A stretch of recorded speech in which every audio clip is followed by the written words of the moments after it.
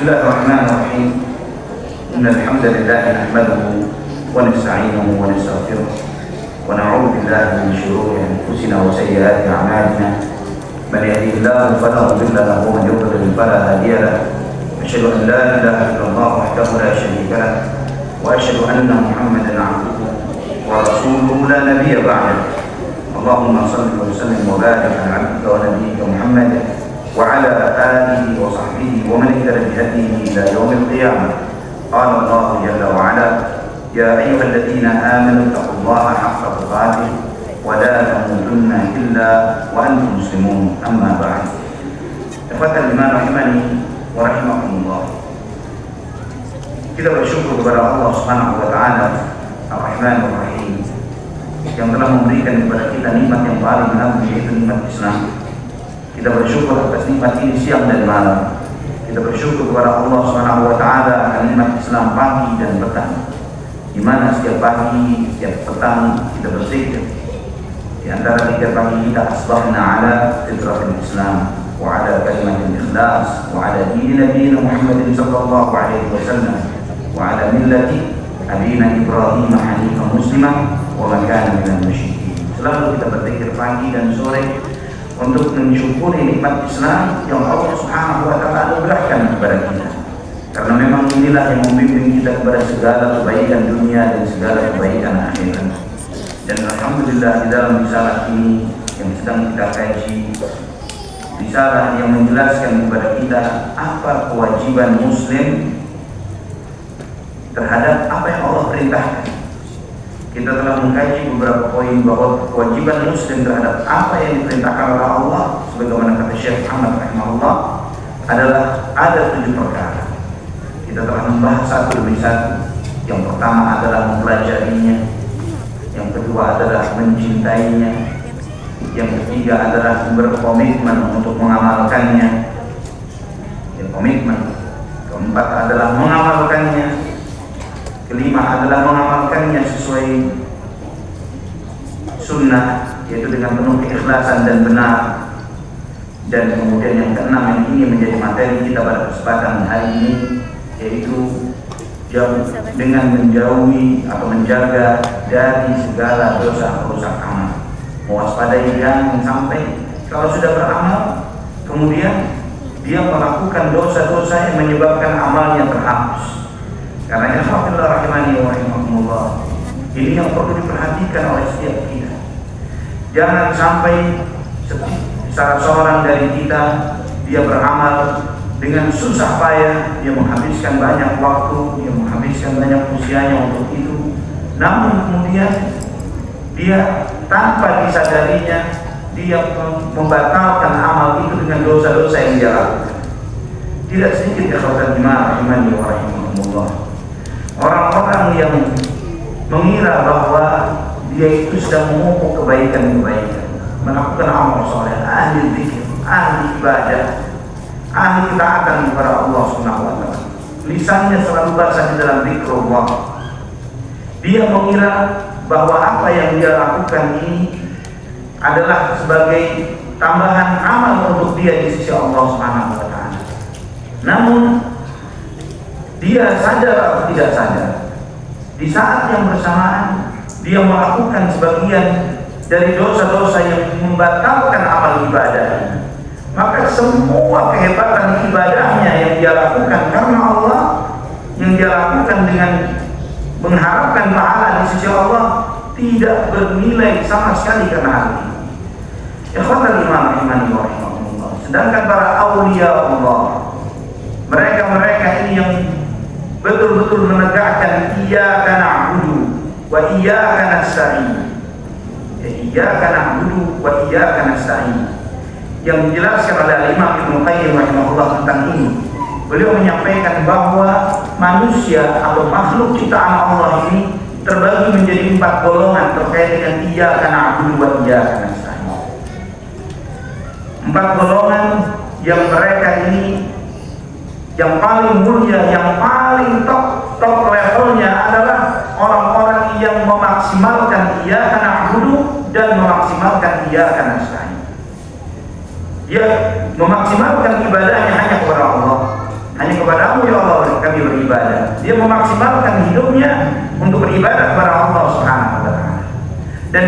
yang bersamaan dia memaksimalkan isti'anahnya kepada Allah, memaksimalkan permohonan pertolongannya kepada Allah Subhanahu wa taala. Dia sadar bahwa semua apa yang dia raih, semua apa yang bisa dia lakukan, ilmu yang sampai kepada dia, amal yang bisa dia lakukan, peluang-peluang untuk taat kepada Allah Subhanahu wa taala bukan karena hebatnya dirinya, tapi karena pertolongan Allah Subhanahu wa taala. Setiap langkah di mana dia dimudahkan untuk ibadah kepada Allah, dia syukuri, dia sadari bahwa ini pertolongan Allah. Alhamdulillah ya Allah, Engkau beri kesempatan kepadaku untuk bisa beramal. Alhamdulillah ya Allah, Engkau berikan pertolongan kepadaku untuk memahami kebenaran dan istiqamah di atas kebenaran. Dan inilah top level yang tertinggi dari hamba Allah Subhanahu wa taala. Ahli iyyaka na'budu wa iyyaka nasta'in. Beribadahnya maksimal kepada Allah, isti'anahnya total maksimal kepada Allah Subhanahu wa taala. Di top level yang terbaik. Nah, kita bicara yang paling bawah, yang paling buruk, yaitu ibadah tidak, isti'anah pun tidak. Tidak beribadah kepada Allah, tidak pula minta tolong kepada Allah Subhanahu wa taala. Sama sekali tidak melakukan dua-duanya. Ini adalah yang terburuk. Dia menghamburkan waktunya di dalam dosa dan maksiat, memperturutkan syahwat dan hawa nafsu, tidak merasa bergantung dengan apapun dan siapapun. Sebagaimana Allah sampaikan, innal insana la yatgha ar-ra'ahu istaghna. Sesungguhnya manusia itu akan sangat melampaui batas, zalim terhadap dirinya sendiri. La yatgha. Yatgha dari kata yatgha ini muncullah kata taghut. Ya, muncullah kata taghut, melampaui batas, keluar dari kadar yang semestinya. Kalau manusia itu adalah hamba Allah, ciptaan Allah Subhanahu wa taala, dia sadar dia hamba, dia diciptakan. Maka dia bergantung, mencari penciptanya, bergantung, berharap beribadah kepada penciptanya yang memberi rezeki kepada dia. Namun ketika manusia itu, kata Allah Subhanahu innal insana la yatgha ar-ra'ahu istaghna, sesungguhnya manusia itu akan melampaui batas ketika dia merasa dirinya tidak butuh, merasa cukup, nggak butuh Allah. Ngapain minta kepada Allah? Ada semua kok. Ya, saya nggak bergantung. Dia tidak merasa apa yang sampai kepadanya nikmat dari Allah Subhanahu wa taala. Nah, ikhwatal iman rahimani wa rahimakumullah. Kemudian yang paling baik ahli iyyaka na'budu wa iyyaka nasta'in. Maksimal ibadahnya, maksimal isti'anahnya. Mereka adalah auliya Allah. Mereka adalah as-salafiyyin as-salihin. Orang-orang yang berada di akidah dan manhaj salaf yang saleh. Hanya mereka orang-orang yang bisa memaksimalkan ibadah secara totalitas dan isti'anah secara totalitas. Yang paling buruk, tidak ibadah, tidak isti'anah. Naik sedikit dari yang paling buruk, yaitu tidak ibadah tapi isti'anah. Apakah ada? Dia ibadah enggak, tapi minta tolong kepada Allah Subhanahu wa taala. Ikhwafillah rahimani wa rahimakumullah. Tidak sedikit dari manusia di dalam maksiatnya pun minta tolong kepada Allah Subhanahu wa taala. Moga-moga korupsinya lancar. Ya. Moga-moga rencana zinanya terjaga. Ya. Selingkuhnya tidak ketahuan orang. Ini di dalam maksiatnya pun minta tolong kepada Allah Subhanahu wa taala. Ini yang juga dilakukan oleh iblis, yang minta Rabbi anzirni ila yaumi yub'atsun. Ya Allah, tunda aku sampai hari kiamat. Mau ngapain dia? Mau taat? Minta panjang umur untuk apa dia? Aku mau menggoda manusia, menggoda Adam dan keturunannya, membuat manusia mayoritasnya menjadi pengikutnya iblis. Minta tolong kepada Allah untuk maksiat. Ini ibadah enggak? Isti'anah iya. Ada lagi yang ibadah iya tapi isti'anah enggak. Ini naik lagi di level yang kedua. Ya, tapi yang top level sudah, yang paling bawah sudah. Naik sedikit yang isti'anah iya tapi ibadah enggak. Ada yang ibadah tapi tidak isti'anah. Ibadah, masya Allah, tapi dia tidak merasa bahwa pencapaian ibadah yang dia lakukan, yang dia dapatkan ini adalah dari Allah Subhanahu wa taala, atas pertolongan Allah. Maka dia merasa dengan semakin tinggi level ibadahnya, dia merasa ini adalah pencapaian dari dirinya. Maka dia menganggap level dirinya beda dengan orang lain. Kamu sih belum sampai level saya. Kalau level saya sih sudah level tinggi. Kamu harus cium tangan saya, harus cium kaki saya, berebut bekas minuman saya, ya. Harus begini dan begini, harus melayani saya. Kalau saya nunjuk satu akhlak, harus mau dengan saya, ya. Gitu. Dia merasa ibadah itu yang dia lakukan adalah kehebatan yang dia miliki, dan dengan itu dia mengharapkan banyak privilege, ya. Banyak pelayanan. Kalau masuk ke dealernya Toyota untuk beli mobil, minta diskon yang banyak 50% karena saya share, misalnya, ya, saya Habib dan lain sebagainya. Ibadahnya iya, tapi istri anaknya zero, kosong. Yang seperti ini apakah ada? Banyak, ya. Ahli sufia, orang-orang tasawuf, banyak yang seperti ini, merasa dirinya sudah di atas, di satu level posisi tertentu yang makamnya beda dengan makamnya orang umum. Cukuplah perasaan dia lebih baik dari orang lain membuat dia tidak semakin dekat kepada Allah, tapi semakin jauh dari Allah Subhanahu wa Ta'ala. Merasa dirinya lebih baik dari orang lain. Ini belum makamnya buat kamu untuk ini. Harus nanti dulu. Kamu belajar dulu yang lama, ngopi yang jauh, ya, dan seterusnya. Yang seperti ini banyak wali-wali gadungan yang bergaya yang seperti ini. Namun para auliya Allah yang muttaqin, wali-wali Allah yang bertakwa kepada Allah Subhanahu wa Ta'ala, semakin tinggi level ketakwaan dan kesalehannya, semakin dekat kepada Allah, semakin merasakan bahwa musuh terbesar pada dirinya adalah dirinya sendiri. Dia tahu jangan sampai ujub, jangan sampai merasa diri lebih baik, bahwa ketika dia sampai merasa dirinya yang terbaik, dia telah offside, telah keluar dari jalur rububiyah, dari jalur hamba Allah Subhanahu wa Ta'ala. Maka Allah sampaikan sifatnya para waliullah ini di dalam Al-Quran. Di antara sifat-sifat mereka, sebagaimana Allah sebutkan di dalam surat Al-Mu'minun ayat 57 sampai 61. Ini spesifik Allah sampaikan sifat awliya Allah, para wali-wali Allah. Innal ladzina hum min khasyati rabbihim mushfiqun wal ladzina hum bi ayati rabbihim yu'minun wal ladzina hum bi rabbihim la yushrikun wal ladzina yu'tuna ma ataw wa qulubuhum wajlatun annahum ila rabbihim raji'un ulaika yusari'una fil khairati wa hum laha sabiqun. Allah sampaikan sesungguhnya mereka orang-orang yang takut kepada Tuhannya. Kata khasyah ini takut yang diiringi dengan ilmu. Dalam bahasa Arab ada khauf, ada khasyah. Khauf ini takut, khasyah juga takut. Apa bedanya khauf dan khasyah? Khauf itu takut yang sifatnya umum, yang bisa jadi takut karena ikut-ikutan. Apakah mungkin orang takut karena ikut-ikutan? Sangat mungkin. Ya, antum melihat ada orang tiba-tiba rombongan lari, kelihatan dari sesuatu. Antum melihat mereka lari, apa yang antum lakukan? Tiba-tiba itu lari, padahal dia lagi latihan, lagi jogging. Ya, cuma karena mengira bahwa mereka lari dari sesuatu, kita ikut lari juga bareng dengan mereka.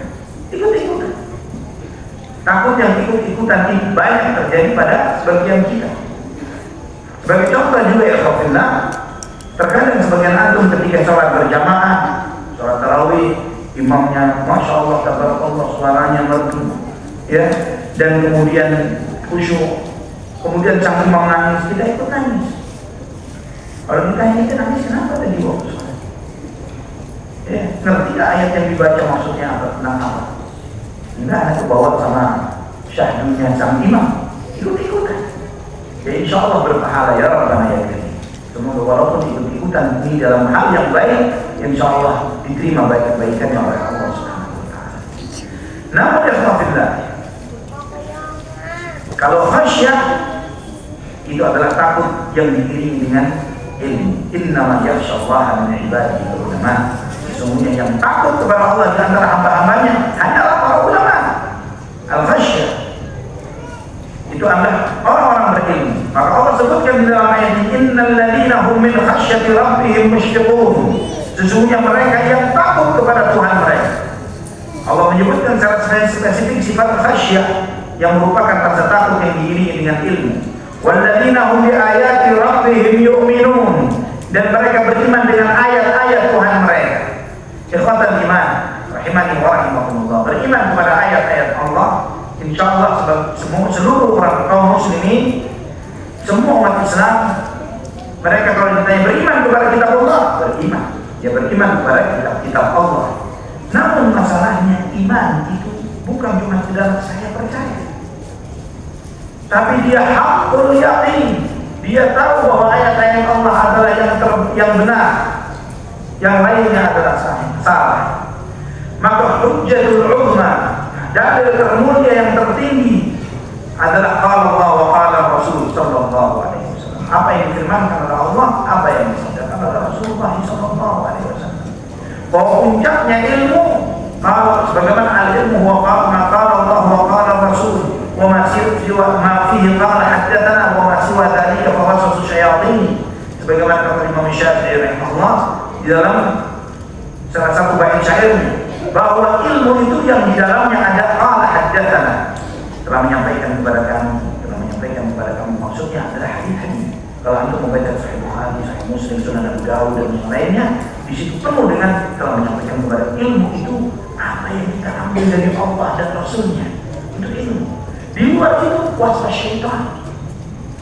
Nah, orang-orang yang beriman dengan ayat-ayat Tuhannya bahwa inilah puncak ilmu, mereka nggak bakal capek melirik-lirik kepada yang dikatakan ilmu padahal bukan bagian dari ilmu. Seperti apa? Filsafat, ilmu mantik, ilmu kalam, yang sebagian anak-anak muda juga saat ini sering tertipu dengan ini. Ilmu apa yang mereka sibukkan hanya untuk menggali isi pikirannya orang-orang nyeleneh, isi pikirannya para filosof. Namun mereka mengesampingkan kalau Rasul Allah berfirman dan Rasulullah bersabda. Padahal orang-orang yang telah sampai di puncaknya ilmu filsafat dan ilmu kalam seperti Fakhruddin Ar-Razi, Abul Ma'ali Al-Juwaini, Abu Hamid Al-Ghazali, dan orang-orang yang sampai di puncaknya ilmu kalam, mereka pun menyesal terhadap pencapaian mereka. Mereka pun menyesal, mereka mengatakan bahwa apa yang aku pelajari hanya mengumpulkan katanya dan katanya dan memindahkan dia dari satu kebingungan ke kebingungan yang lainnya. Kenapa dari dulu tidak belajar Al-Quran? Ternyata di sini penuh dengan ilmu. Kenapa tidak belajar sunnah Nabi Sallallahu Alaihi Wasallam? Ini yang sehingga para ulama ahli sunnah wal jamaah seperti Syekhul Islam Ibnu Taimiyah menjelaskan dalam menulis beberapa buku seperti Naqdul Mantiq, Ar-Rad 'ala al-Mantiqiyyin, bantahan terhadap ilmu mantiq, sanggahan terhadap ahli mantiq, dan banyak lagi buku-buku yang seperti ini untuk menyampaikan bahwa itu bukan ilmu, itu tidak dibutuhkan. Kalau kita mau kenal Allah, mana shortcut, cara terdekat dan tercepat untuk kenal Allah Subhanahu wa Ta'ala selain Quran dan Sunnah?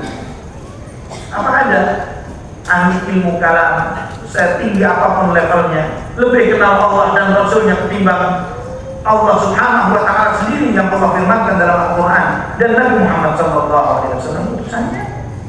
Tidak akan ada yang lebih dari itu. Namun apa jadinya ketika seseorang keracunan ilmu kalam? Apa jadinya? Yang terjadi adalah malah mereka mempermasalahkan kebenaran Allah, kalau Rasul, mempermasalahkan kebenaran yang Allah firmankan, mempermasalahkan sabda Rasulullah SAW tentang Allah Subhanahu wa Ta'ala. Maka ketika mereka membaca ayat-ayat Al-Quran, Ar-Rahmanu 'ala al-'arsy istawa, Allah yang Maha Pengasih bersemayam di atas arsy. Oh, istawa di sini bukanlah bersemayam, tapi istawna, menguasai arsy. Dibelokkan maknanya. Ya, mereka tidak beriman seutuhnya dengan ayat-ayat Allah. Mereka mempermasalahkan ayat itu. Ini kayaknya pantas buat Allah. Yang pantas itu yang mereka belokkan, makna yang mereka sematkan untuk Allah lebih layak bagi Allah ketimbang ayat Quran. Ketika Allah misalnya mensifati dirinya Ar-Rahman yang Maha Pengasih, apakah pantas Allah memiliki sifat Maha Pengasih? Bukankah pengasih itu riqqatul qulub, kelembutan hati? Allah masa disifati dengan kelembutan hati begitu? Ya, dimainkan nama-nama dan sifat-sifat Allah ini direfleksikan dengan sifat kemanusiaan dirinya. Maka menurut nggak pantas. Yang ada adalah maksudnya itu adalah iradatul ihsan. Allah ingin berbuat baik. Dan mereka menganggap pembelokan makna yang mereka lakukan ini lebih mulia, lebih benar ketimbang ayat-ayat Qur'annya. Padahal Al-Quran adalah hudan linnas wa bayyinatin minal huda wal furqan, petunjuk bagi manusia. Penjelasan dari petunjuk itu pembeda antara benar dan salah. Yang merupakan petunjuk harus clear, harus jelas. Nggak boleh gampang, nggak boleh ambigu, nggak boleh ada keraguan-keraguan di dalamnya. Namun mereka tidak seutuhnya beriman dengan ayat-ayat Allah karena masifnya konten tentang hal ini di medsos. Alhamdulillah, anak perlu singgung sedikit tentang hal ini, bahwa para aulia Allah mustahil ada kecuali dari mereka-mereka yang berakidah dan bermanhaj salaf. Jadi bukan perkataan anak pribadi, bahkan ini disampaikan Syekhul Islam Ibnu Taimiyah dalam kitab beliau Al-Istiqamah, dan bahkan beliau dalam kitab Al-Istiqamah ini menjelaskan juga, beliau mengutip perkataan para ulama salaf sebelum beliau, di antaranya beliau mengutip dari perkataan Syekh Abdul Qadir Al-Jailani yang dikatakan oleh kaum Sufiyah sebagai Sayyidul Auliya. Tapi Syekh Abdul Qadir Al-Jailani akidahnya adalah akidah salaf, akidah salaf. Ya, beliau di atas akidah salaf ahli sunnah wal jamaah. Beliau ketika ditanya Allah di mana, saya di atas arsy. Allah punya tangan ya sesuai dengan kebesaran dan kemuliaannya dan tidak serupa dengan makhluknya. Allah punya wajah ya sebagaimana Allah firmankan dan tidak serupa dengan makhluknya. Seperti itu. Sebagaimana di dalam kitab beliau Al-Ghunyah yang ditulis oleh Syekh Abdul Qadir Jilani sendiri. Beliau seorang salafi secara akidah. Ini alhamdulillah wabillahi alhamdu wal minnah, anak pahami tentang hal ini. Alhamdulillah sejak SMA. Karena dari SMA sudah pernah baca kitab Syekh Abdul Qadir Jilani. Ketika anak pernah ditegur oleh seorang tokoh sufi zaman itu, guru yang sangat disegani, kamu begini, kamu begitu, kamu salah begini. Alhamdulillah bisa sampai dengan anak sampai kena Syekh Abdul Qadir Jilani. Anak sama dengan beliau, nggak sama dengan antum. Ya, kita salafiyin di atas akidah yang sama dengan Syekh Abdul Qadir Jilani. Di dalam Al-Istiqamah, Syekh Islam Taimiyah mengutip perkataan beliau, perkataan Syekh Abdul Qadir Jilani ketika ditanya tentang sekelompok orang yang ada di zamannya. Yang sekelompok orang ini berada di atas akidah dan manhaj ilmu kalam. Secara spesifik Asy'ariyah. Ditanya, wahai Syekh, apakah mungkin di antara mereka ada orang-orang saleh? Nah, mungkin di antara mereka ada orang-orang saleh. Apakah mungkin di antara mereka ada waliullah? Mustahil. Di mana? Di anahum Asy'ariyah. Karena mereka Asy'ariyah, tidak mungkin jadi waliullah. Sampai begitu. Tapi menunjukkan bahwa waliullah la yakunu waliyan illa salafiyyan, illa salaf. Bahwa orang yang berakidah dengan manhaj salaf yang sebagaimana mereka sepenuhnya utuh beriman dengan ayat-ayat yang Allah firmankan. Walladzina hum bi rabbihim la yusyrikun. Dan mereka tidak menyekutukan Tuhan mereka. Tidak menyekutukan Allah. Dan ini mutlak lazim. Bagaimana waliullah dikatakan waliullah baik tapi mainannya di kuburan. Ya, bukan memakmurkan masjid, memakmurkan kuburan. Bagaimana dikatakan waliullah namun dakwahnya pakai organ, pakai alat musik yang sama sekali tidak pernah dicontohkan, ditunjukkan oleh orang-orang termulia Nabi kita Muhammad sallallahu alaihi wasallam, al-muhajirun wal ansar. Sama sekali tidak pernah seperti ini. Tidak pernah sekalipun Nabi SAW, ayo kita bareng-bareng ke kuburannya Nabi Ismail misalnya. Ya, kita kumpul bareng di situ, zikir, wirid bareng dan lain sebagainya. Ayo kita ke kuburnya Nabi Ibrahim misalnya, atau ke kuburnya Nabi Musa. Sama sekali ada jadi, sama sekali. Atau kubur yang lain misalnya Khadijah radhiyallahu anha. Ayo ke kubur Khadijah. imra'ah salihah. Kemudian kita ramaikan, kita makmurkan kubur itu. Kita melihat bagaimana Baqi' yang ada di kota Madinah, pemakaman Baqi' yang belum pernah umrah atau haji, silakan lihat itu bagaimana kuburan Baqi'. Di situ manusia-manusia termulia. Ada Utsman bin Affan radhiyallahu anhu. Di situ ada Aisyah ummul mukminin radhiyallahu anha. Di situ ada Sa'ad bin Abi Waqqas radhiyallahu anhu, orang-orang yang dijamin surga. Ada di sana kuburannya. Lihat apa bedanya dengan yang lain? Apa ada bedanya dengan yang baru dikubur? Sama sekali. Tidak ada bedanya. Semuanya sama. Tidak harus dipasangin kuburan begini dibanding dibangunin bangunan. Apa jadinya kalau itu dipegang oleh orang-orang sufia yang mereka ini berlebihan terhadap kuburan-kuburan? Antum kalau menjalankan ibadah umrah atau haji bisa sampai 3-4 bulan karena banyak kuburan yang harus disamperin. Ya, jadi program hajinya nggak bisa, haji cepat itu nggak bisa. Kenapa? Tidak daftar kuburan yang harus kita kunjungi. Kuburan, belum lagi, ini tempat Nabi pernah duduk dan minum di sini. Jadi Nabi SAW pernah bersin di sini. Nabi SAW pernah begitu di sini. Semuanya ada monumen, ya. Semuanya dibuatkan monumen yang membuat orang itu kacau banget, ya. Menjadi gak jelas di dalam menjalankan ibadah. Dan bisa dibayangkan bagaimana posisi Masjid Nabawi nggak sebersih ini, ya. Karena di situ ini nampak tidak telapak kaki Nabi Muhammad ada di sini. Maka di situ ada bangunan-bangunan lagi, ada hal-hal begini. Berhenti dulu, duduk, doa, minta berkah, cari, gosok-gosok badan dan lain sebagainya.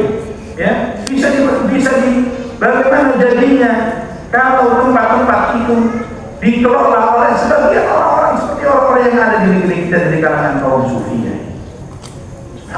Umrah itu nggak ada paket singkat 9 hari, nggak sah umrahnya.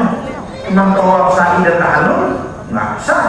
Aku juga datang ke rumahnya Ummul Mukminin Khadijah dan ke kuburannya, nggak berkunjung ke tempat rumah kelahiran Nabi Muhammad SAW, tidak duduk di tempatnya, misalnya Baitul Arqam bin Abdul Arqam, rumahnya Arqam bin Abdul Arqam di mana Nabi pertama kali ngisi kajian di situ. Wah, ya nggak benar umrahnya. Bisa repot kita. Ya, misalnya proses umrahnya ini nggak mungkin 9 hari, setidaknya 1 bulan. Ya, setidaknya supaya listrik keliling Makkah full. Itu kalau Makkah doang. Kalau misalnya plus Madinah tambah sebulan lagi, karena lebih banyak lagi di Madinah. Ya, banyak momen-momen di Madinah. Pertama kali kontanya Nabi turun, di mana Nabi SAW pertama kali nginep, di mana dan seterusnya. Namun walillahil hamdu wal minna, bahwa negeri itu dipegang oleh para ulama yang bermanhaj akidah sunnah di atas manhaj salaf, sehingga kita melihat bagaimana kemudahan di dalam beribadah kepada Allah, tidak merepotkan dan menyusahkan, dan menyebabkan antum ini diselamatkan dari banyak khurafat, pemikiran-pemikiran dan yang lain. Bahkan diajarkan kepada antum bagaimana antum orang-orang yang cerdas dalam beribadah kepada Allah. Tidak perlu harus bergantung kepada pembimbing, tidak harus bergantung kepada guru dan ustadznya, tidak harus bergantung doa. Kamu doa langsung kepada Allah, ini tempat yang terbaik. Harapan kamu kepada Allah beda dengan harapan saya kepada Allah. Kamu totalitas kepada Allah, bergantung kepada Allah di dalam setiap tawaf, setiap di Safa dan Marwah. Semuanya minta kepada Allah sendiri-sendiri. Diajarkan cara doa supaya kita langsung nyambung dengan Allah tanpa ada cukup dengan ngaminin doanya Ustaz. Ya, karena kebutuhan masing-masing antum berbeda, masing-masing kita berbeda. Kita semua bergantung kepada Allah Subhanahu wa Ta'ala dengan segala ketergantungan dan kebutuhan kita masing-masing. Jangan mau cuma sekedar ngaminin doanya Ustaz. Kalau Ustaz cuma doanya, ya Allah ampuni aku, semua yang amin, ampuni imamnya Ustaznya saja. Ya Allah beri rezeki kepadaku. Padahal doanya imamnya cuma untuk dia doang. Kita cuma ngaminin, ya kita cuma dapat doa, dapat jatah untuk ngaminin doanya sang pembimbing. Walladzina hum bi rabbihim la yusyrikun, walladzina yu'tuna ma ataw wa qulubuhum wajilah annahum ila rabbihim raji'un. Dan mereka memberi apa yang mereka beri, mereka melakukan apa yang mereka lakukan. Di saat itu, di saat mereka memberi atau melakukan itu, wa qulubuhum wajilah, mereka takut kepada Allah. Annahum ila rabbihim raji'un, mereka penuh keyakinan bahwa mereka akan kembali kepada Tuhan mereka. Ulaika yusari'una fil khairat wa ulaha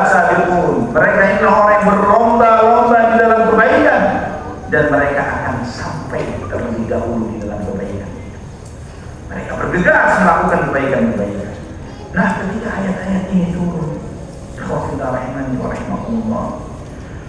Ummul Mukminin Aisyah radhiyallahu anha bertanya kepada Nabi sallallahu alaihi wasallam, sebagaimana dalam Sunan At-Tirmidzi dari hadis Aisyah radhiyallahu anha, qalat sa'altu Rasulullah sallallahu alaihi wasallam an hadhihi al-ayah.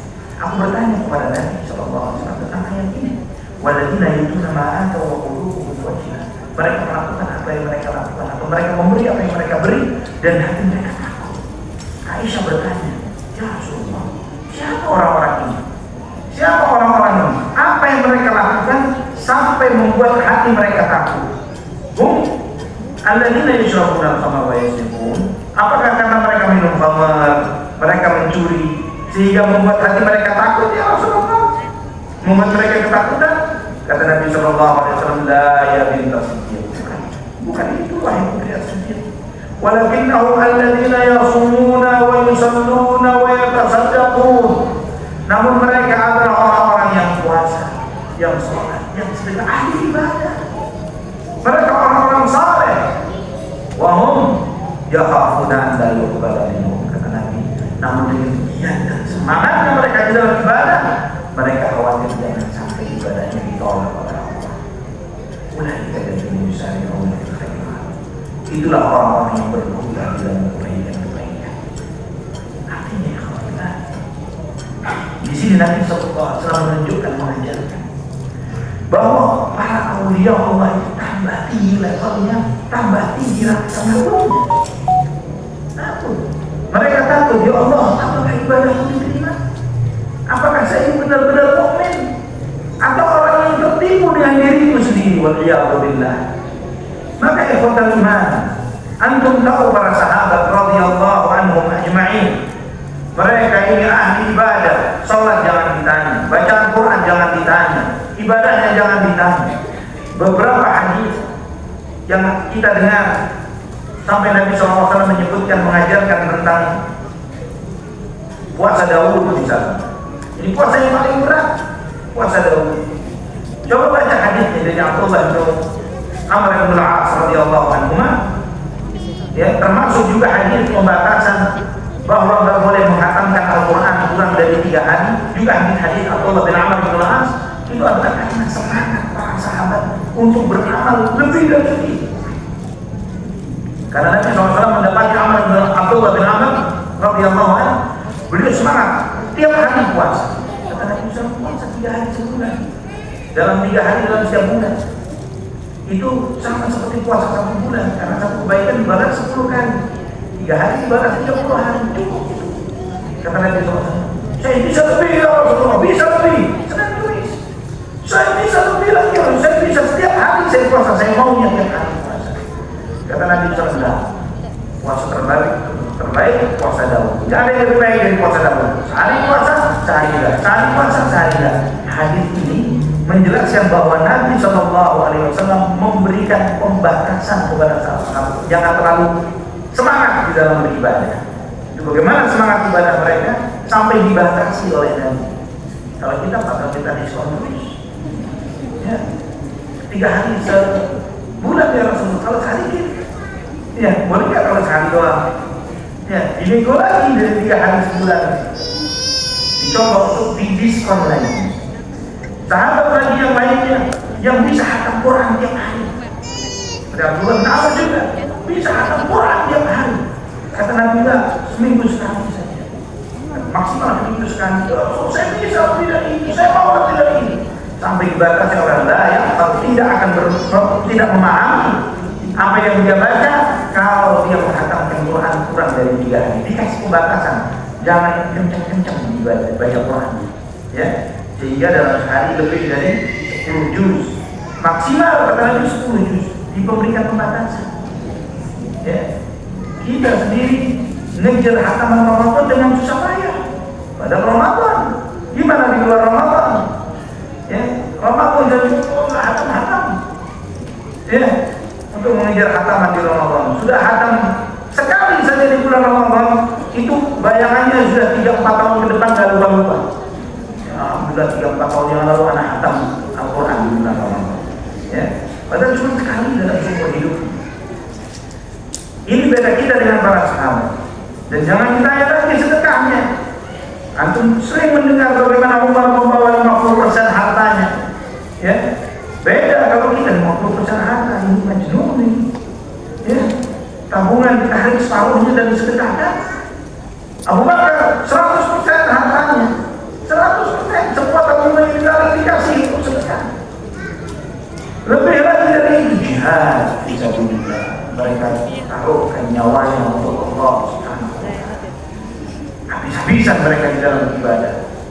Maka mereka menjadi manusia-manusia terbaik.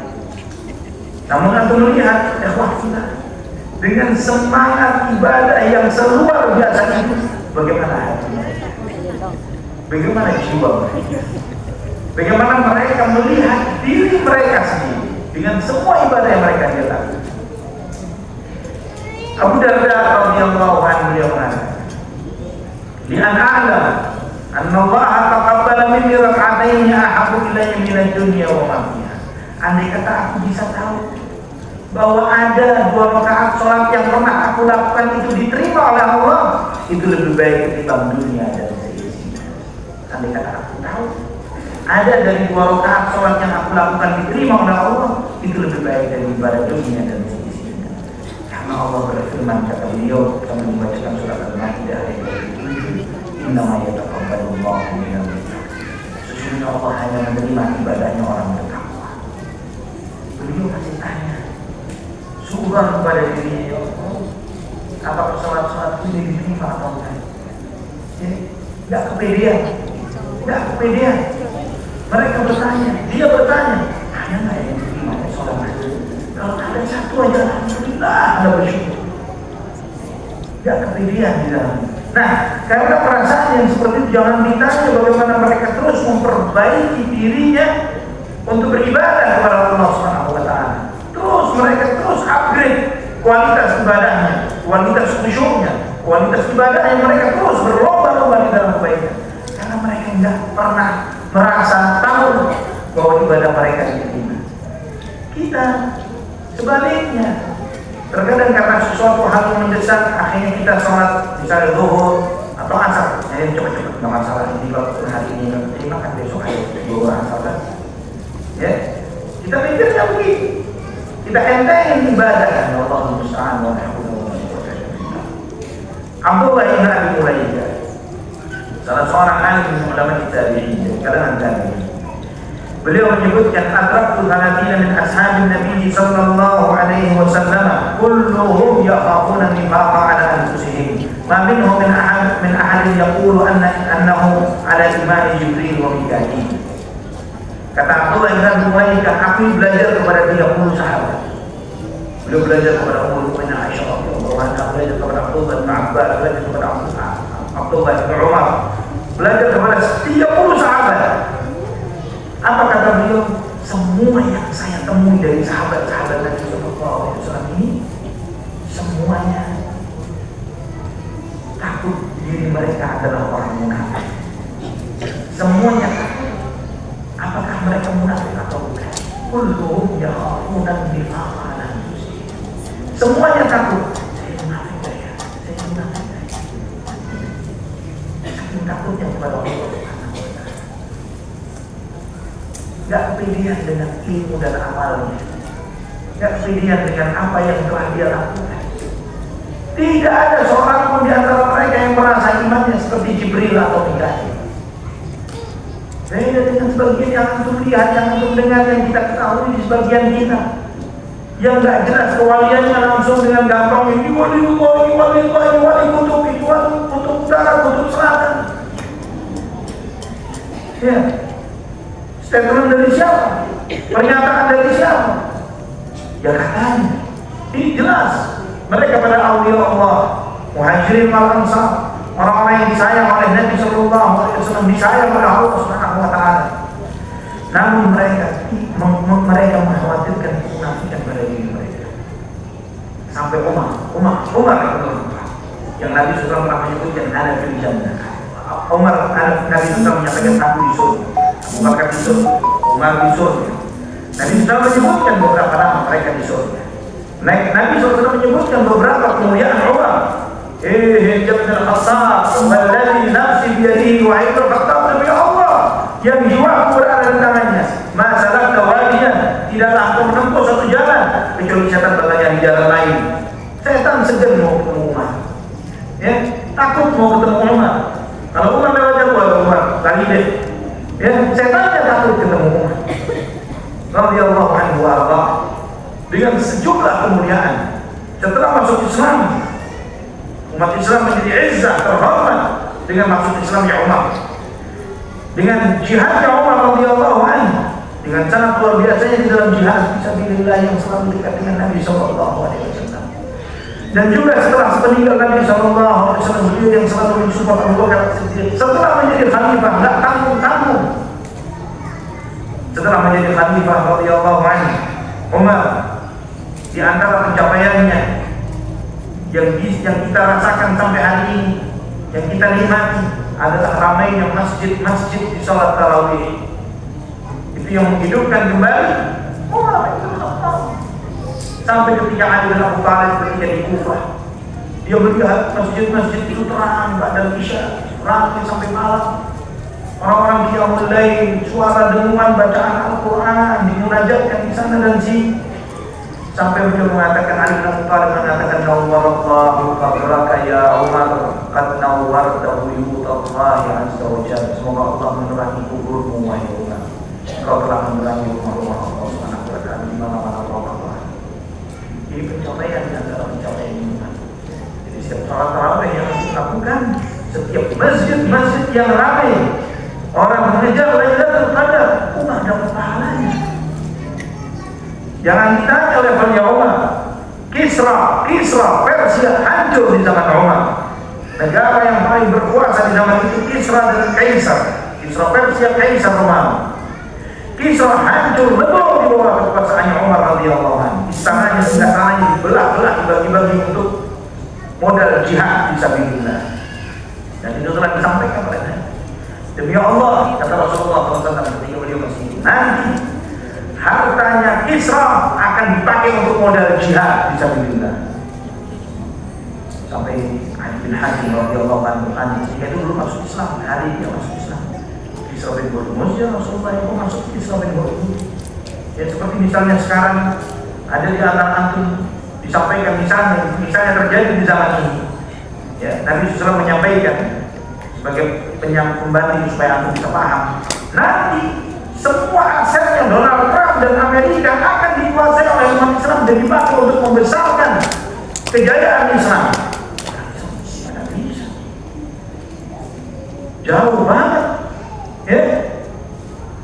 Sangat jauh. Padahal umat Islam berapa sekarang? 2 miliar lebih. Saat itu berapa umat Islam? Masih sangat sedikit. Tapi hatinya para sahabat yakin pasti benar. Dan Ali bin Hatim mengatakan, saya termasuk orang yang membuka harta-hartanya Kisra. Kata Ali radhiyallahu anhu, saya yang merasakan ini. Benar, kekuasaannya itu di zaman Umar radhiyallahu anhu yang menaklukkan Al-Aqsa. Masjidil Aqsa diserahkan kuncinya kepada Umar radhiyallahu anhu. Orang yang sehebat itu yang beriman. Sekali waktu mendatangi Hudzaifah bin Yaman. Hudzaifah. Siapa Hudzaifah? Hudzaifah bin Yaman radhiyallahu anhu salah seorang sahabat Nabi yang gelarnya adalah sahibus sirrin Nabi, yang pegang rahasianya Rasulullah. Pegang rahasianya Rasulullah. Apa rahasianya? Di antaranya dia punya daftar hitam nama orang-orang munafik di kota Madinah. Itulah daftar yang dipegang oleh Hudzaifah. Jadi para sahabat kalau menyolatkan jenazah mereka tunggu ada Hudzaifah. Kalau ada Hudzaifah mereka ikut. Kalau enggak ya takut yang disolatin. Nah, setinggi itu enggak pernah. Umar mendatangi Hudzaifah dan bertanya hal sama Nabi Rasulullah SAW. Apa Rasulullah menyebut nama saya? Kata Umar nanya, nama saya ada nggak di daftar? Oh, enggak. Perjuangan sehebat ini aku benar. Islam sedahsyat itu masih nanya saya munafik enggak? Kalau itu kita di posisinya jangankan seperti Umar, seperempatnya umat kita bakal minta dibuatin patung kita sebelum kita mati, supaya umat manusia mengenang jasa-jasa saya. Kita bakal minta begitu dibuatin prasasti ini saya. Tapi umat sehebat itu masih nanya, ada nggak nama saya di situ? Kita ngapain untuk Islam? Apa yang kita berbuat untuk Islam? Bisa jadi malah sebaliknya, sejumlah sifatnya orang munafik ada pada sebagian kita. Tapi kalau dikatakan dia munafik, namun nggak terima. Dan bahkan mengatakan pencemaran nama baik, lapor polisi saya dibilang munafik. Padahal itu bisa jadi asli munafik. Kita ngamuk kalau dikatakan munafik. Tapi Umar sehebat itu Alhamdulillah masih tanya, saya munafik? Ya khafillah rahimani wa rahimakumullah. Yang antum tahu bagaimana matinya Umar, bahwa beliau mati syahid di jalan Allah Subhanahu wa ta'ala ketika sholat subuh, dibunuh oleh Abu Lu'lu, seorang Majusi. Ikhwatan rahimani wa rahimakumullah. Sampai Hudzaifah ketika mendengar Umar bertanya, beliau menangis. Beliau mengatakan, "Anta ya Amirul Mukminin, kau menanyakan ini?" Kata Hudzaifah, "Demi Allah, namamu tidak ada di sana, dan saya tidak akan menjawab pertanyaan orang lain setelah engkau. Saya tidak mau jawab pertanyaan yang seperti ini lagi dari orang lain." Ikhwafillah, ini waliullah sejati. Waliullah itu mereka takut. Benar nggak Islamnya? Benar nggak imannya? Mereka nanya terus. Tanya kepada diri kita. Saya ini ngaji sudah berapa lama?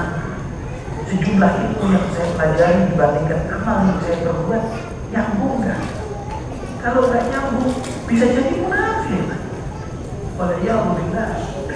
Mau dipakai apa ilmu itu? Cuma nyalahin orang, mengukur orang lain dan bukan untuk mengukur diri sendiri. Belajar itu untuk memperbaiki diri. Belajar ini agar kita mengukur seberapa jauhnya kita atau seberapa dekatnya kita dengan Allah Subhanahu wa ta'ala. Bukan dari apa yang diketahui, tapi apa yang diamalkan. Bagaimana gejolak hati terhadap dorongan dosa? Apakah masih asyik dengan itu ketika dia ada kesempatan untuk berbuat maksiat? Senang dengan itu ketika tidak ada orang lihat? Ini sifatnya munafik. Kalau di Baitullah, di majelis ilmu seperti ini, semua kelihatan soleh, kelihatan baik. Tapi kalau sendiri kelihatan aslinya. Di sini kita menyadari untuk mengukur seberapa munafiknya dia waliyahullah. Kita berharap bahwa apa yang kita lakukan selama ini bukanlah kebohongan. Jangan sampai merasa dirinya tiap hari dekat kepada Allah, namun pada hakikatnya semakin jauh dari Allah. Kita bagaimana Nabi SAW menyebutkan dalam salah satu hadisnya, la yakunanna aqwamun min ummati ya'tuna yawmal qiyamati bi wujuhin mithlu jibali fi hamlin baydah. Akan ada pada umatku sekelompok orang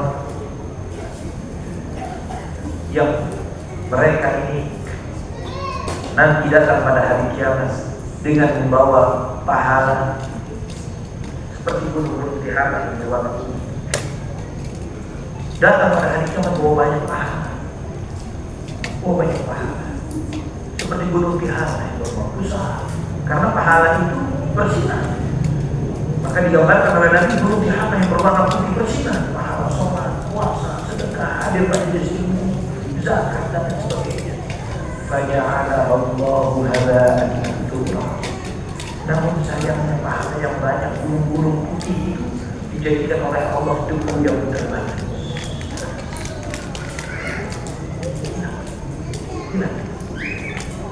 Ketika Nabi SAW menyampaikan ini, sahabat Thawban radhiyallahu anhu, ya Rasulullah, wajallihim lana hatta la nakuna minhum. Ceritakan kepada kami ya Rasulullah siapa mereka, bagaimana sifatnya, supaya kita tidak seperti mereka, tidak menjadi seperti mereka. Kata Nabi sallallahu alaihi wasallam, kama yusalluna wa yaqumuna kama naqum. Mereka salat seperti kita salat, mereka puasa seperti kita puasa, wa yaqumuna minal laili kama naqum. Mereka juga salat malam seperti kita. Walakinnahum idza takhallaw min maharillahi tahaquha. Namun mereka yang ada kesempatan untuk berbuat maksiat, mereka dari sendirian tidak ada orang lihat, disikat. Ketika ada peluang berbuat maksiat dan mereka bisa, mereka langgar itu semuanya. Itu yang disebut oleh Nabi SAW orang-orang yang ketika menghadap di hari kiamat dengan gunungan-gunungan pahala, namun menjadikan debu bodoh. Jangan sampai kita termasuk. Ini ikhwanillah rahimani wa rahimakumullah. Harus menjadi setiap menjadi pelajaran bagi setiap kita. Jangan sampai kita merasa lagi ngumpulin sesuatu, tapi ternyata kantong kita ini bocor. Ya, kita taruh di kantong amalan-amalan kita tunggu, tapi ternyata bocor. Sia-sia. Kita bawa pulang, kita kira sudah mengumpulkan pahala sholat, puasa, sedekah, silaturahim, talabul ilm, dan lain sebagainya. Kita ingat sifat buruknya manusia. Di antara sifat buruk kita adalah gampang mengingat kebaikan yang pernah kita lakukan dan gampang melupakan dosa. Ini sifat buruk kita. Kalau kita disuruh coba ingat-ingat seminggu yang lalu apa amal sholat yang pernah kita lakukan. Jangan seminggu 2 tahun masih. Tidak begitu. Tapi coba dari semalam sampai hari ini apa maksiat yang pernah kita lakukan? Dosa apa saja dari tadi malam sampai sekarang? Kayak enak. Gak enak.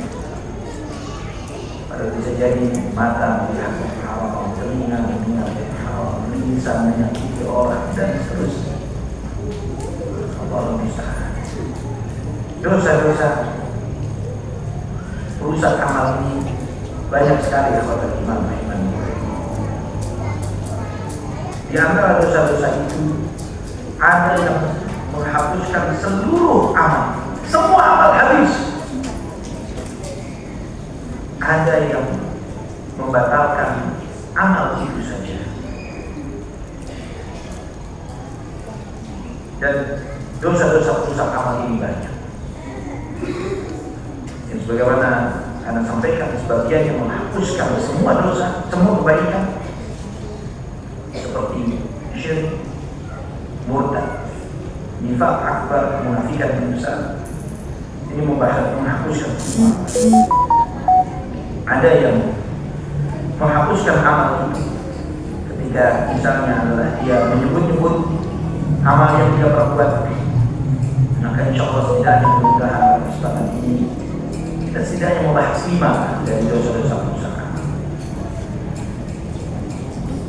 Yang pertama, dosa perusak amal yang satu ini menghapuskan semua amal, tidak menyisakan sedikit. Apa itu? Syirik. Menyebutkan Allah SWT. Allah telah berfirman dalam surat Az-Zumar ayat 65. وَلَقَدْ أُوحِيَ إِلَيْكَ وَإِلَى الَّذِينَ مِنْ قَبْلِكَ لَئِنْ أَشْرَكْتَ لَيَحْبَطَنَّ عَمَلُكَ وَلَتَكُونَنَّ مِنَ الْخَاسِرِينَ. Dan sungguh telah diwahyukan kepadamu dan kepada nabi-nabi sebelummu, jika kamu berbuat syirik, maka terhapuslah semua amalmu dan sungguh kamu menjadi orang yang merugi. Syirik ini memalingkan ibadah kepada selain Allah. Itu syirik. Memalingkan ibadah kepada selain Allah. Salat itu harusnya untuk Allah. Menyembelih hewan kurban harusnya untuk Allah. Maka Allah perintahkan fashalli li rabbika wanhar. Salat untuk Tuhanmu dan sembelihlah hewan kurban untuk Tuhanmu. Ketika dia lakukan karena Allah, maka dia mentauhidkan Allah. Ketika dia melakukan menyembelih hewan kurban untuk sesajen misalnya, untuk sedekah laut, sedekah bumi, sedekah darat, sedekah sumur, ya, maka dia telah berbuat syirik dengan sembelihan yang dia lakukan. Untuk syarat sebelum naikin atap rumah atau pasang fondasi rumah, dia telah berbuat syirik dengan perbuatannya. Maka la yahbaqanna amal, akan terhapus amal. Seorang muslim yang kadang-kadang tauhid, kadang-kadang syirik, ini seperti orang yang sholat tapi pakai pakaian yang najis, diterima? Syarat sahnya sholat pakai baju yang suci, ya. Kalau orang sholat pakai baju najis, tidak terima. Demikian pula tauhid tapi dicampur syirik, yang suci dicampur dengan yang najis, tidak diterima. Kalau sholat khusyuk loh Ustaz, tapi di kuburan juga khusyuk juga, ya. Di tempat-tempat keramat juga datang ke gua yang nembus ke Mekah juga, pakai baca Fatihah dan talbiyah, ya. Yang seperti ini tidak kumpul di dalam hati seorang yang bertauhid, yang menegakkan la ilaha illallah. Ikhwatal Imam Ahmad. Kemudian yang kedua, ini pembahasan syirik, kami bisa mengkajinya dalam kitab kajian tauhid. Karena sangat luas, sangat besar pembahasan ini, sangat penting. Kenapa sangat penting? Karena terjerumus dalam kesyirikan menyebabkan seseorang terhapus semua amal, walaupun jidatnya bukan cuma sebagian yang hitam tapi full, ya, sorbannya sampai membuat dia susah untuk menegakkan kepala karena gedenya, tasbihnya gede-gede sampai kalau dia muter 100 kali ulet, ya, nggak ngaruh buat dia kalau dia musyrik, nggak ngaruh buat dia kalau dia musyrik, nggak ada pentingnya, ya, nggak ada pentingnya tampilan kelihatan seperti wali, tapi propaganda dan promosinya adalah meramaikan tempat-tempat yang dikeramatkan, padahal di situ ada sosok-sosok yang diagungkan selain Allah Subhanahu wa Ta'ala, selain Allah itu syirik. Wa idza dzukira Allah wahdahu ishma'azzat qulubul ladzina la yu'minuna billahi wa idza dzukira alladzina min dunihi idza hum yastabshirun. Surat Al-Zumar Allah menyebutkan ketika disebut nama Allah saja, maka tidak senanglah orang-orang yang tidak beriman kepada Allah. Kalau cuma yang disebut Allah doang, ini kurang gimana gitu. Doanya cuma Allah saja. Namun ketika di dalam doanya ada fulan, maka mereka bergembira. Itu sifatnya orang-orang musyrik. Allah sebutkan itu di dalam surat Al-Zumar. Yang kedua, dosa yang kedua adalah riya. Namun riya ini kekuatan iman terbagi menjadi dua macam. Ada riya yang menghapuskan semua amal. Riya menghapuskan semua amal, nggak menyisakan amal apapun. Semuanya kegerus, semuanya kehapus. Dengan riya yang model yang pertama ini. Riya yang bagaimana? Yaitu niat dunia untuk amalan akhirat. Meniatkan dunia untuk amalan akhirat. Amalan akhirat niatnya harus akhirat, nggak boleh niat dunia. Menuntut ilmu agama supaya banyak followernya misalnya, supaya banyak subscribernya misalnya, supaya bisa mendapatkan pendapatan dari YouTube misalnya, ya, atau banyak dipanggil orang sana sini dan banyak uploadnya misalnya, ya, supaya mendapatkan pengakuan dari manusia. Belajar ilmu agama harus lillah karena Allah Subhanahu wa Ta'ala, tidak boleh untuk yang lain, tidak boleh untuk mendapatkan apapun dari dunia lah, tidak boleh. Billah harus kan. Ibadah, sholat, puasa pun demikian, qiyamul lail pun demikian. Tidak boleh mengharapkan dunia dari apa yang dia lakukan. Namun ketika seseorang melakukan amalan akhirat murni hanya untuk dunia, maka terhapuslah semua amal yang dia lakukan. Dan ini sifatnya orang munafik. Sifatnya orang munafik adalah mengharapkan dunia dengan amalan akhirat.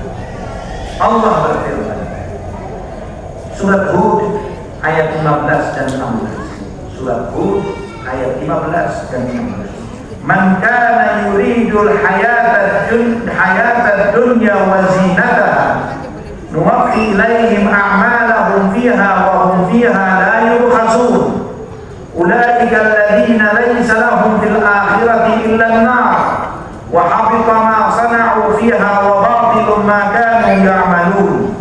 Ayat 15 dan 16 dari surat Hud.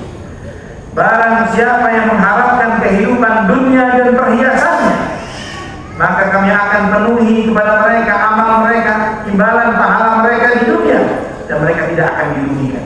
Mau dunia dengan amalan akhirat dikasih oleh Allah. Sedekah supaya dibalas di dunia semuanya, sholat malam supaya diterima semua harapan dunianya saja. Hanya mengharapkan dunia belaka supaya diterima kerja, supaya naik jabatan, supaya ini, supaya itu, dan seterusnya. Dunia semua dari ibadah yang dia lakukan. Nuwaffi ilaihim a'malahum fiha. Kami penuhi balasan amal mereka di dunia. Wa hum fiha la yubkhasun. Tidak akan dirugikan. Allah tidak akan merugikan seseorang. Namun apa yang terjadi selanjutnya? Ulaika alladziina laisa lahum fil akhirati illa an-nar. Orang-orang itu tidak akan ada jatah apapun lagi di akhirat kecuali neraka. Allahu Akbar. Di akhirat tidak tersisa, hanya neraka yang tersisa. Wa habita ma sana'u fiha. Terhapus semua amal mereka yang mereka perbuat. Wa batilun ma kanu ya'malun. Dan batallah semua amal yang mereka lakukan. Allahu musta'an wa la haula wa la quwwata illa billah. Kata Ibnu Abbas radhiyallahu anhu ketika menafsirkan ayat ini, antum yang punya kitab tafsir Ibnu Katsir silakan baca tafsir. Beliau mengatakan, orang-orang riya yang model seperti ini akan dibayar kebaikan mereka di dunia, karena Allah tidak pernah berbuat zalim kepada siapa. Maka kemudian beliau berkata, man 'amila shalihan fi masa dunya shauman aw salatan aw tahajjudan bil-lail la ya'maluhu illa fi masa dunya.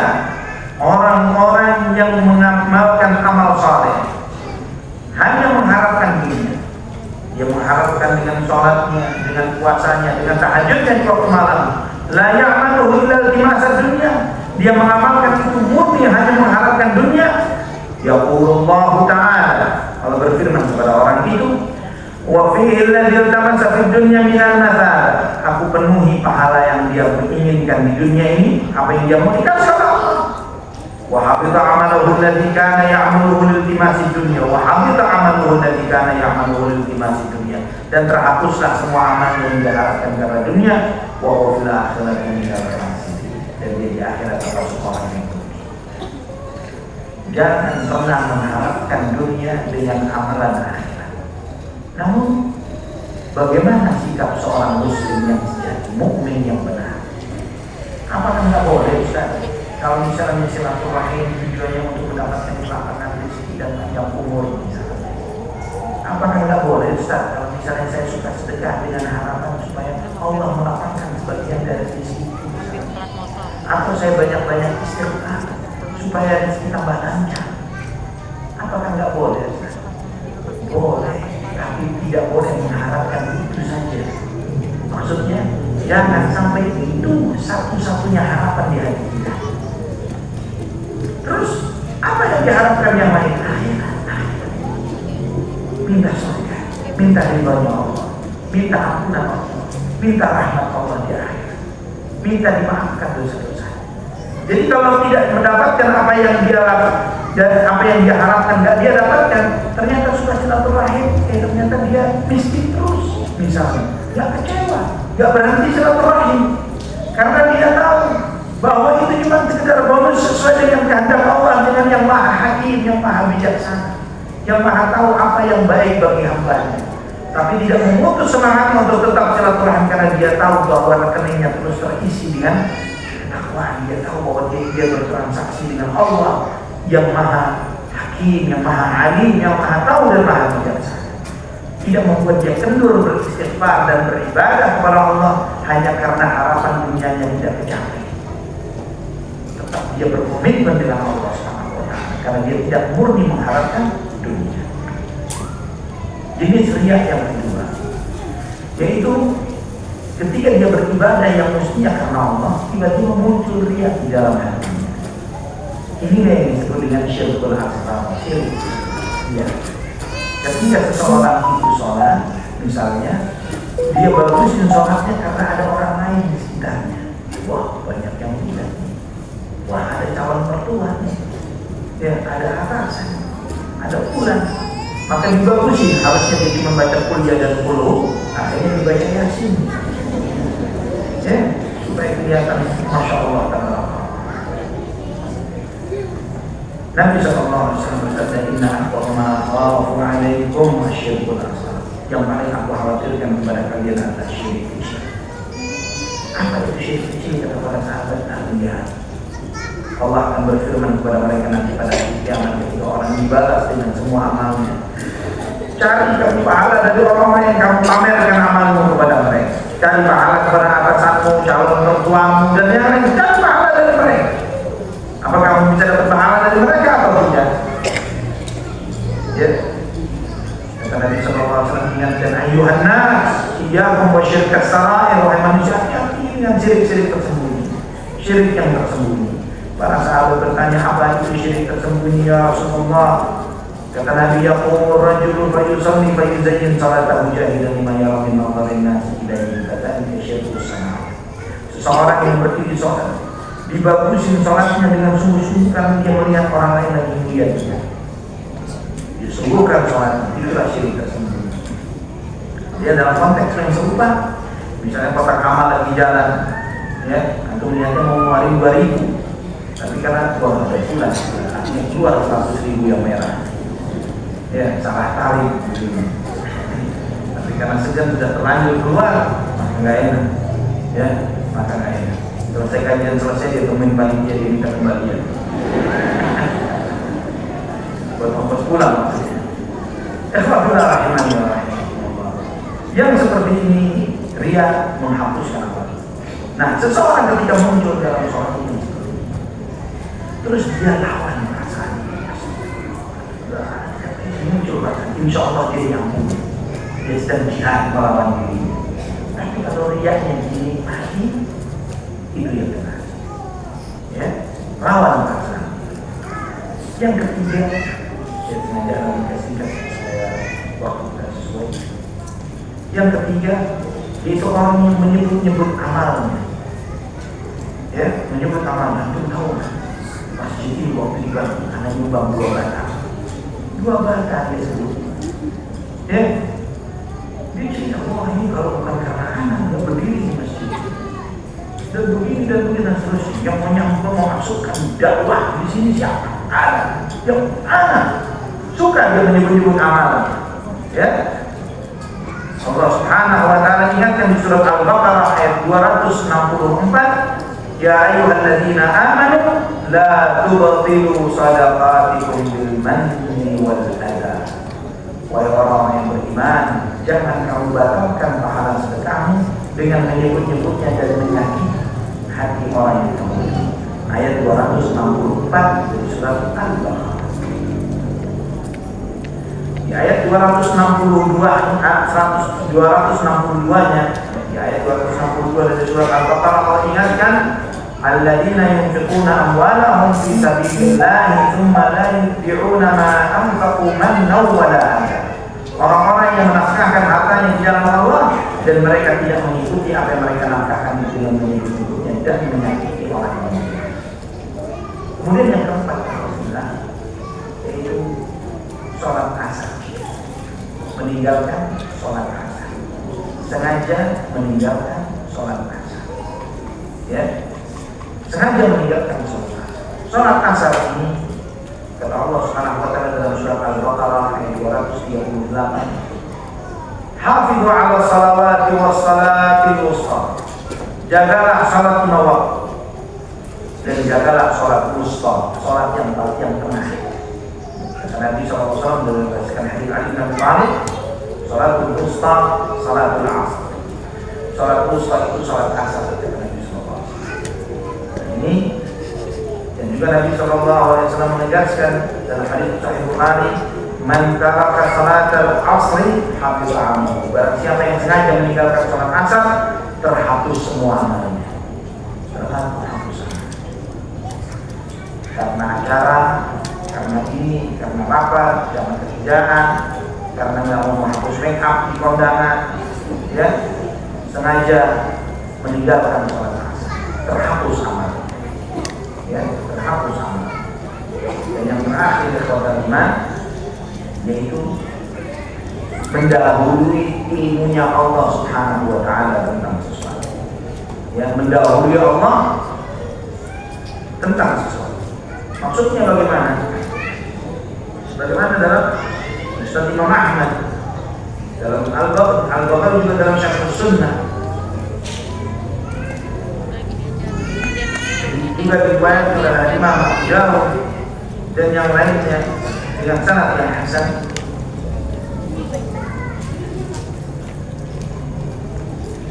Dari Abu Hurairah radhiyallahu anhu, beliau menceritakan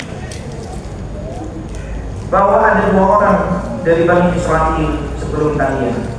Mereka ini berteman, mereka bersahabat, saling mencintai. Yang satu, masya Allah, tabarakallah, ahli ibadah, orang soleh. Yang satu lagi suka dosa. Satu soleh, satu suka berbuat dosa. Yang soleh sering nasihatin temannya, oh berhenti dong, kapan tobat? Berhenti dong, kita pindah. Namun yang suka dosa, udah deh, jangan ngurusin anak ini. Biar ini usaha sama Tuhan, jangan urusan Tuhan. Biar ini usaha. Kata yang berbuat maksiat. Sampai suatu hari, temannya yang soleh ini melihat temannya lagi berbuat maksiat. Udah dinasihati berkali-kali, nggak dengar dari temannya. Maka yang soleh berkata kepada temannya yang sudah berbuat, Allah nggak bakal ampuni kamu. Ya, stop. Udah ya Allah tidak akan ampuni dosa. Dia sumpah dengan atas nama Allah mengatakan bahwa Allah tidak akan mengampuninya selama-lamanya. Demi Allah yang tidak bakal masuk surga. Dosa itu besaran. Allah tidak bakal mengampuni ini. Allah akan masuk, tidak akan masukkan ini ke dalam surga. Maka kata Nabi SAW, dua-duanya dibangunkan, ditemukan dihadapkan Allah Subhanahu wa taala. Allah mencabut nyawa dua-duanya, dikumpulkan di hadapan Allah Subhanahu wa taala. Maka Allah kemudian Allah berfirman kepada si yang sudah berbuat maksiat dan dosa. Allah berfirman, "Birahmat aku dengan rahmat masuk surga." Yang suka maksiat disuruh masuk surga dengan ampunan dan rahmat Allah Subhanahu wa taala. Yang sok soleh ini kan dia Allah bertanya, "Atastati'u an tahdhara 'ala 'abdi rahmati?" Apa kamu bisa menghalangi aku untuk memberi rahmat kepada hamba-Ku? Bisa kamu untuk tidak memberikan rahmatku, menghalangi rahmatku untuk dia? Maka hamba itu mengatakan, dari saya tidak bisa. Idhabu bihi ilanna, bawakan rahmat. Bawakan rahmat. Kata Abu Hurairah radhiyallahu anhu, "Walladzi nafsi biyadihi la takallama bi kalimatin awraqat dunya wa demi Allah yang jiwaku berada di tangannya, dia mengucapkan satu kalimat yang menghancurkan dunia dan akhirat." Sok-sok mengunderestimate orang-orang yang fasik dan berbuat dosa. Ya bahwa mereka plotting neraka udah nggak usah mereka dawain mereka, nggak usah repot-repot. Ya, dari mana kita tahu orang itu di surga dan di neraka? Dari mana kita tahu kita diampuni dosanya? Dari mana kita tahu kita masuk surga? Maka di acara akidah Ahlus Sunnah, dan ini tetap dalam akidah Ahlus Sunnah wal Jamaah, dan kita akidah para Ahlus Sunnah mengatakan kita tidak menetapkan seseorang itu Ahlul Jannah atau Ahlul Nar kecuali dengan apa yang ditetapkan oleh Allah Subhanahu wa taala dan Rasulnya. Kalau ditanya, di mana Rasulullah SAW? Di mana Abu Bakar? Di mana Umar? Di mana Utsman? Kita katakan di mana? Di surga. Karena dalilnya jelas, nasnya jelas, mereka di surga. Kalau ditanya Fir'aun, di mana Fir'aun? Haman, Qarun, di neraka, karena jelas. Abu Lahab di neraka, saya senang dan kalah, maka masuk neraka. Allah tidak tegaskan Abu Lahab di neraka.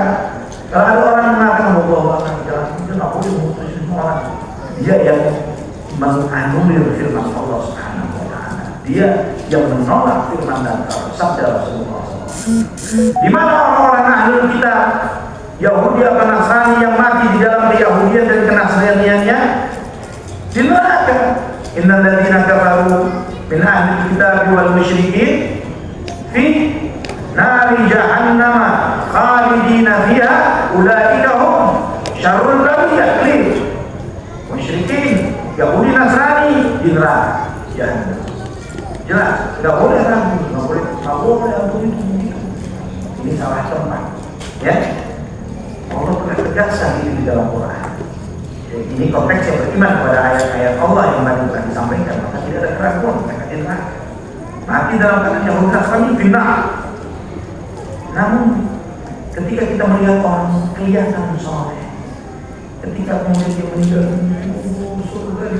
surga ini, tahu dari mana dia di surga? Yang bisa kita lakukan, ya Allah, semoga Allah memberi rahmat kepada dia, semoga menerima amal ibadahnya, mengampuni dosa-dosanya dan menempatkannya di surga. Tapi memastikan dia di surga, tahu dari mana? Ya, orang yang misalnya seorang muslim yang fasik, yang meninggal di dalam kefasikannya, tahu dari mana dia bahwa ini rebusnya sama malaikat ini bodoh dia. Tahu dari mana? Dia tahu dari mana? Misalnya orang yang sampai yang paling ekstrim, mati bunuh diri, ya, sampai sebagian manusia ngomong sholat bunuh diri, kafir ini, putus asa dari rahmat Allah, kafir. Mengkafirkan orang yang pelaku dosa besar ini bukan sifat dan sikapnya Ahlus Sunnah wal Jamaah. Ahlus Sunnah wal Jamaah tidak mengkafirkan seseorang yang melakukan dosa besar. Pelaku dosa besar di bawah kehendak Allah. Jika Allah menghendaki dimaafkan, jika Allah menghendaki Allah akan dia. Orang yang di bawah kehendak Allah, maka kita serahkan kepada Allah. Maka dia masih berhak untuk disolati, dimandikan, dikafani, disolati, dan dimakamkan di pemakaman yang umat Islam. Sebagaimana ini yang tetap di dalam akidah Ahlus Sunnah wal Jamaah. Maka ya Rasulullah, kajian akidah itu penting. Karena akidah itu mengajarkan sikap kepada kita. Jangan sampai salah sikap. Ya, karena berlebihan cinta kepada seseorang, jangan ini dan sebagainya. Karena terlalu benci kepada neraka dan sebagainya. Nah, cinta dan benci kita harus ikutin aturan Allah. Kalau kita terlalu cinta kepada orang sampai dulu, kita sudah pergi menghadap Allah. Yang kita doakan Allah, taqabbal amalan, kenyamanan, ampuni dosa-dosanya, maafkan dia, rahmati dia ya Allah. Tidak sampai kita voting memastikan pasti surga. Dan sebenci-bencinya kita kepada seseorang kalau dia masih muslim, kita doakan kebaikan Allah. Ini segera contoh sejumlah dosa-dosa tulisan amal. Wallahu a'lam bishawab. Kenikmatan banyak.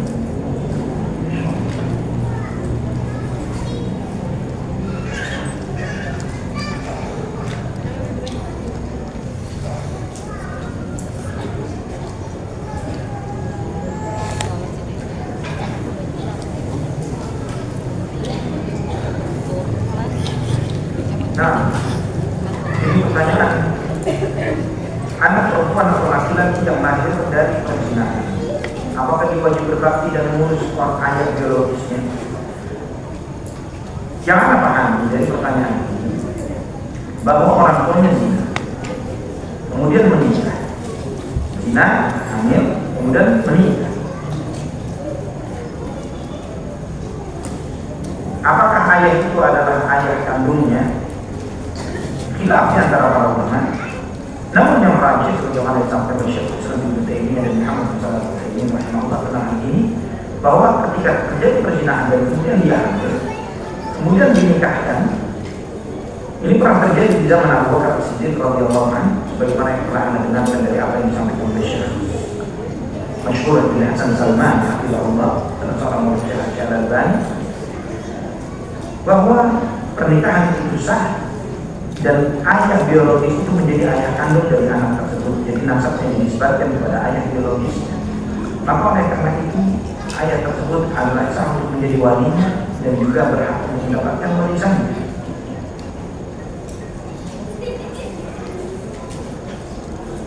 Maka oleh karena itu berlakulah semua hukum kemahraman yang terjadi karena pernikahan tersebut. Wallahu a'lam bishawab. Menghatamkan Al-Quran, apakah maksudnya harus mengerti dengan artinya? Tidak harus mengerti dengan artinya. Al-Quran ini kalamullah, dengan dibacakannya saja mendatangkan rahmat Allah Subhanahu wa taala. Walaupun antum tidak paham, banyak orang-orang kafir hanya mendengarkan lantunan ayat Al-Quran mendatangkan ketenangan di dalam hati.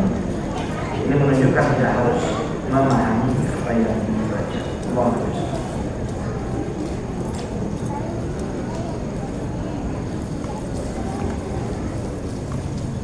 Bolehkah menyatukan niat amal dalam satu amalan, misalnya puasa Syawal dengan Senin Kamis atau Ayyamul Bid? Boleh.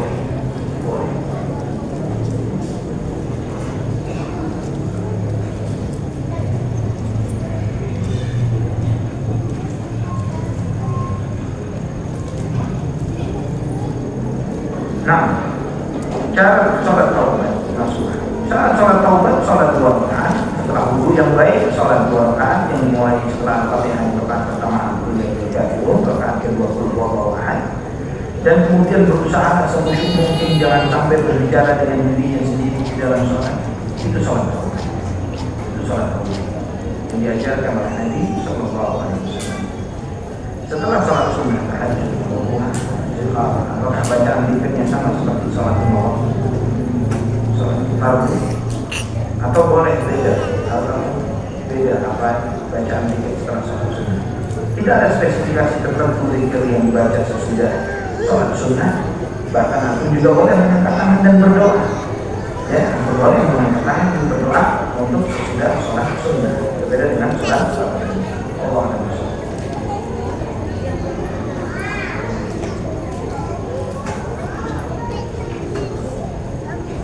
Apakah bila seseorang bisa umrah Ramadan itu karena amal ibadahnya yang banyak selama ini?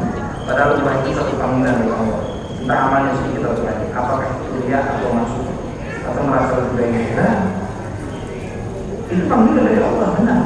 Dan Allah Subhanahu wa taala memanggil seluruh hambanya, termasuk orang-orang yang melampaui batas terhadap dirinya.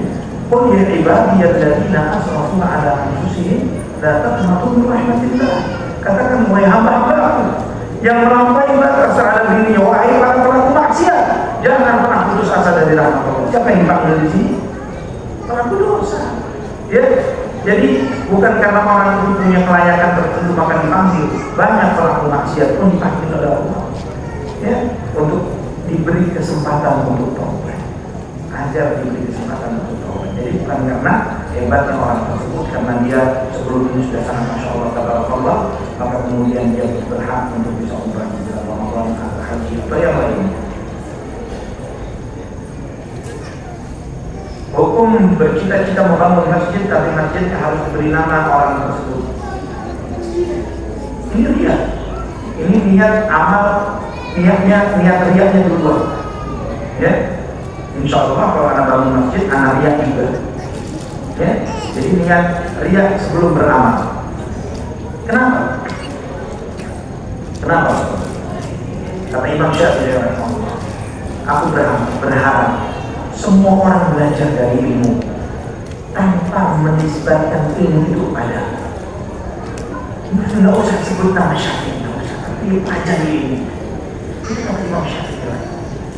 Karena ikhlasnya dia yang sehebat ini, Allah jagain namanya walaupun sudah lewat 1200 tahun. Sampai sekarang disebut ilmunya Syafi'i. Padahal Imam Syafi'i, ilmu yang beliau dapat, akidah ilmiah yang beliau miliki, itu bukan dari dirinya sendiri. Yang secara spesifik memiliki fikih sedalam itu, yang kemudian di-copy paste oleh Imam Syafi'i dan dipelajari lebih dalam dan kemudian diviralkan, diajarkan kepada orang lain, adalah Imam Laits bin Sa'ad rahimahullah. Ini bukan guru langsung Imam Syafi'i. Ya, kalau bisa dijelaskan sekarang guru di Madinah. Karena Imam Syafi'i rahimahullah tidak ketemu dengan Laits bin Sa'ad, tapi beliau mempelajari ilmunya, ternyata hebat banget ilmunya Laits bin Sa'ad yang berhasil diskusi dalam beberapa hal dengan Imam Malik dalam surat penyuratnya, maka dikumpulkan dari ilmunya, belajar dari murid-muridnya, kemudian dibakukan oleh Imam Syafi'i, diajarkan kaidah-kaidahnya, maka lahirlah mazhab Syafi'i. Aslinya bukan Imam Syafi'i, tapi Imam Lain bin Sa'ad. Tapi karena keikhlasan beliau, Allah langsung kasih ilmu.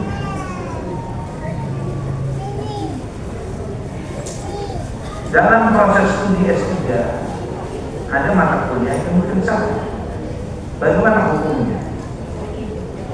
Nah, ya kalau untuk kuliah yang seperti itu mau tidak mau harus dipelajari.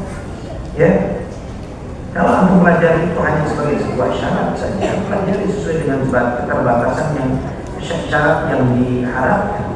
Tapi karena ini konteksnya adalah racun yang akan pelajari, ya, karena di dalam ilmu filsafat ini filsafat memiliki banyak aliran pemahaman yang luar biasa. Yang paling sering dipelajari terutama di dalam studi-studi S2 dan S3 adalah salah satu cabang ilmu filsafat yang disebut dengan epistemologi, itu filsafat ilmu, ya, yang mempelajari tentang ilmu tentang ilmu, ya, tentang sumber ilmu.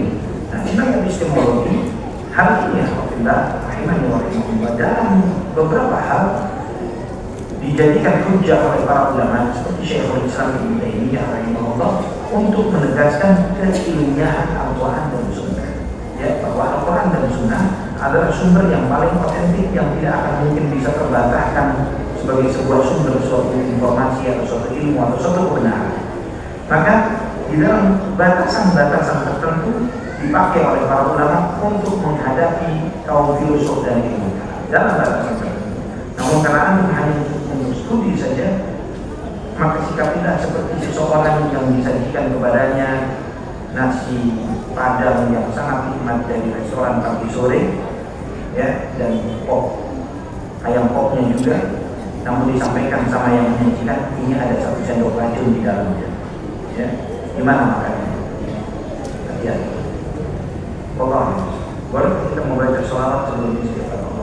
Nanti membuka benda kita ini kan. Ya Allah, mampukan hamba untuk membeli benda ini, sholawat di rumah gitu ya, sholawat di rumah, mobil, ya. Kalau misalnya orangnya bodoh mengharap untuk punya satelit, gimana megangnya? Ya, minta kepada Allah saja langsung, tidak usah pakai sholawat seperti itu. Ya, langsung saja dalam doa minta, ya Allah saya minta rumah, ya, dalam sujud minta kepada Allah. Kalau butuh kendaraan yang lebih baik, minta kendaraan yang lebih baik kepada Allah. Lakukan, ya. Tidak perlu dipegang bendanya dan sholawat, nanti bisa ditangkap oleh security. Dia tahu bahwa itu bukan barangannya. Ya. Ini harus selesaikan. Pertanyaan ini harus bisa. Saya cukupkan sampai 1 pertanyaan lagi, ya. Yang lainnya nanti akan jawab dari pertanyaan. Kita sudah tahu, namun tiba-tiba kembali maksiat. Bagaimana hukumnya? Dan bagaimana cara menghilangkan rasa keinginan bermaksiat yang terus berdatangan? Cara menghilangkan keinginan untuk berbuat maksiat sama sekali, caranya cuma satu, mati. Ya, mati saja. Insya Allah kalau sudah mati tidak ada keinginan untuk. Selama masih hidup, setan tidak bakal putus asa untuk dorong antum, dorong kita untuk berbuat maksiat. Ini manusia, ya. Masalahnya adalah sudah berkeinginan maksiat, tidak ada keinginan tobat, itu masalahnya. Ya, kalau antum terus memiliki antusias atau semangat untuk bertaubat setelah kesandung maksiat, walaupun 100.000 kali, 1.000.000 kali berbuat maksiat, antum nggak bosan untuk taubat sesudahnya, Allah nggak pernah bosan untuk menerima taubat. Ya, paham? Pokoknya misal pertanyaan yang lain disimpan dulu aja ya. Simpan, nanti pada teman yang akan datang biar insyaallah kita ada kesempatan yang wallahu a'lam bishawab. Qul hada subhanallah wa bihamdihi asyhadu an la ilaha illa anta astaghfiruka wa atubu ilaik. Wassalamualaikum warahmatullahi wabarakatuh.